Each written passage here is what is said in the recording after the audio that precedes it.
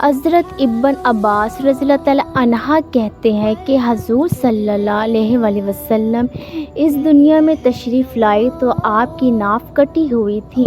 ناف کو بچے پیدا ہونے کے بعد دایاں کاٹتی ہے۔ آپ ختنہ شدہ پیدا ہوئے۔ عبد المطلب یہ دیکھ کر بے حد حیران ہوئے اور خوش بھی۔ وہ کہا کرتے تھے میرا بیٹا نرالی شان کا ہوگا۔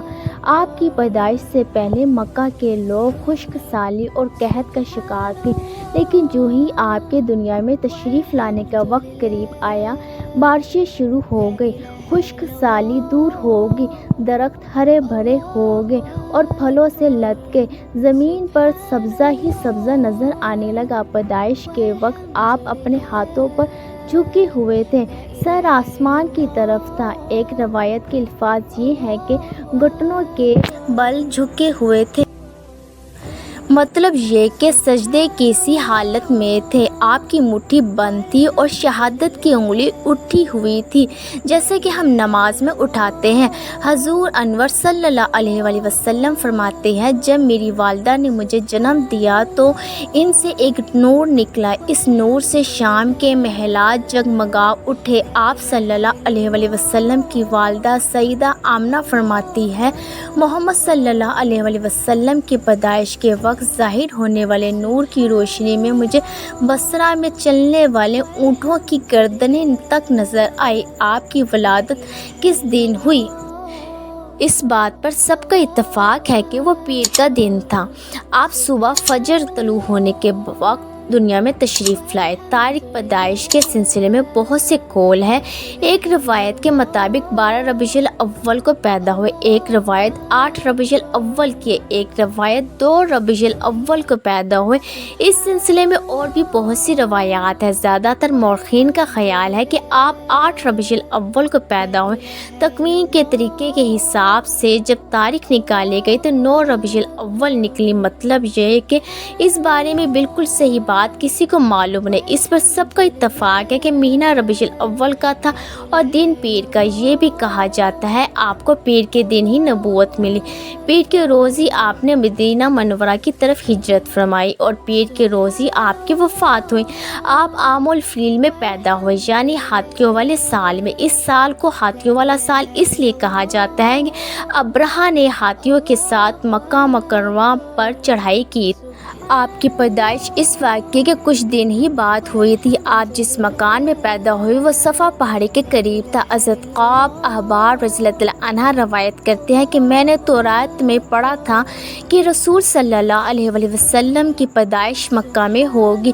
یہ قعب پہلے یہودی تھے، اس لیے تورات پڑھا کرتے تھے۔ دنیا میں آتے ہی حضور اکرم صلی اللہ علیہ وسلم روئے۔ حضرت عبد الرحمن بن عوف رضی اللہ عنہ کی والدہ کہتی ہے کہ جب حضرت آمنہ کے ہاں ولادت ہوئی تو میں وہاں موجود تھی۔ آپ صلی اللہ علیہ وسلم میرے ہاتھوں میں آئے، یہ غالباً دایا تھی، ان کا نام شفا تھا۔ فرماتی ہے کہ جب آپ میرے ہاتھوں میں آئے تو روئے۔ آپ کے دادا عبد المطلب کو آپ کی ولادت کی اطلاع دی گئی۔ وہ اس وقت خانہ کعبہ کا طواف کر رہے تھے۔ اطلاع ملنے پر گھر آئے، بچے کو گود میں لیا۔ اس وقت آپ کی والدہ نے ان سے کہا یہ بچہ عجیب ہے، سجدے کی حالت میں پیدا ہوا ہے، یعنی پیدا ہوتے ہی اس نے پہلے سجدہ کیا، پھر سجدے سے سر اٹھا کر انگلی آسمان کی طرف اٹھائی۔ حضرت عبد المطلب نے آپ کو دیکھا، اس کے بعد آپ کو کعبہ میں لے آئے، آپ کو گود میں لیے رہے اور طواف کرتے رہے، پھر واپس لا کر حضرت آمنہ کو دے دیا۔ آپ کو عرب کے دستور کے مطابق ایک برتن سے ڈھانپا گیا، لیکن وہ برتن ٹوٹ کر آپ کے اوپر سے ہٹ گیا۔ اس وقت آپ اپنا انگوٹھا چوستے نظر آئے۔ اس موقع پر شیطان بری طرح چیخا۔ تفسیر ابن مخلد میں ہے کہ شیطان صرف 4 مرتبہ چیخا۔ پہلی بار اس وقت جب اللہ تعالیٰ نے اسے معلوم ٹھہرایا، دوسری بار اس وقت جب اسے زمین پر اتارا گیا، تیسری بار اس وقت چیخا جب حضرت محمد صلی اللہ علیہ وسلم کی پیدائش ہوئی، اور چوتھی مرتبہ اس وقت جب نبی کریم صلی اللہ علیہ وسلم پر سورۃ فاتحہ نازل ہوئی۔ اس موقع پر حضرت حسان بن ثابت رضی اللہ عنہ کہتے ہیں میں 8 سال کا تھا، جو کچھ دیکھتا اور سنتا تھا اس کو سمجھتا تھا۔ ایک صبح میں نے یثرب یعنی مدینہ منورہ میں ایک یہودی کو دیکھا، وہ ایک اونچے ٹیلے پر چلا رہا تھا، لوگ اس یہودی کے گرد جمع ہو گئے اور بولے، کیا بات ہے، کیوں چیخ رہے ہو؟ یہودی نے جواب دیا، احمد کا ستارہ طلوع ہو گیا ہے اور وہ آج رات پیدا ہو گئے ہیں۔ حضرت حسان بن ثابت رضی اللہ عنہ بعد میں 60 سال کی عمر میں مسلمان ہوئے تھے۔ 120 سال کی عمر میں انہوں نے وفات پائی۔ گویا ایمان کی حالت میں 60 سال زندہ رہے۔ بہت اچھے شاعر تھے۔ نبی کریم صلی اللہ علیہ وسلم کی اپنے اشعار میں تعریف کیا کرتے تھے اور دشمنوں کی برائی اشعار میں بیان کرتے تھے۔ غزوات کے موقع پر اشعار کے ذریعے مسلمانوں کو جوش دلاتے تھے۔ اسی بنیاد پر انہیں شاعر رسول کا خطاب ملا تھا۔ حضرت قعب احباب رضی اللہ عنہ فرماتے ہیں کہ میں نے توراۃ میں پڑھا ہے کہ اللہ تعالیٰ نے حضرت موسیٰ علیہ السلام کو حضور صلی اللہ علیہ وسلم کی ولادت کے وقت کی خبر دے دی تھی، اور حضرت موسیٰ علیہ السلام نے اپنی قوم بنی اسرائیل کو اس کی اطلاع دے دی تھی۔ اس سلسلے میں انہوں نے فرمایا تھا، تمہارے نزدیک جو مشہور چمکدار ستارہ ہے، جب وہ حرکت میں آئے گا تو وہی وقت رسول صلی اللہ علیہ وسلم کی پیدائش کا ہوگا۔ یہ خبر بنی اسرائیل کے علماء ایک دوسرے کو دیتے چلے آئے تھے، اور اسی طرح بنی اسرائیل کو بھی ان حضرت کی ولادت کا وقت یعنی اس کی علامت معلوم تھی۔ حضرت عائشہ رضی اللہ عنہا سے روایت ہے کہ ایک یہودی عالم مکہ میں رہتا تھا۔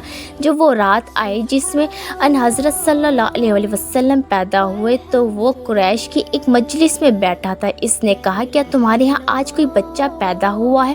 لوگوں نے کہا، ہمیں تو معلوم نہیں۔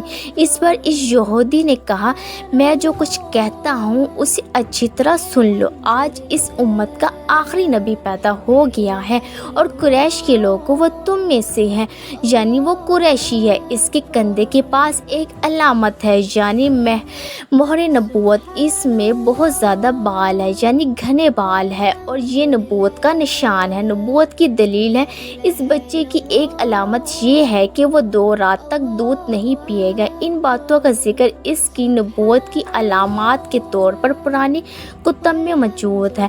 علامہ ابن حجر نے لکھا ہے کہ یہ بات درست ہے، آپ نے 2 دن تک دودھ نہیں پیا تھا۔ یہودی عالم نے جب یہ باتیں بتائی تو لوگ وہاں سے اٹھ گئے۔ انہیں یہودی کی باتیں سن کر بہت حیرت ہوئی تھی۔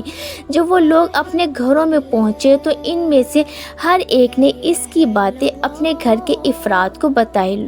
عورتوں کو جوں کہ حضرت آمنہ کے ہاں بیٹا پیدا ہونے کی خبر ہو چکی تھی، اس لیے انہوں نے اپنے مردوں کو بتایا، ذرا چل کر مجھے وہ بچہ دکھاؤ۔ لوگ اسے ساتھ لیے حضرت آمنہ کے گھر باہر لے آئے، ان سے بچہ دکھانے کی درخواست کی۔ آپ نے بچے کو کپڑے سے نکال کے انہیں دے دیا۔ لوگوں نے آپ کے کندھے پر سے کپڑا ہٹایا۔ یہودی کی نظر یوں ہی مہر نبوت پر پڑی، وہ فوراً بے ہوش ہو کر گر پڑا۔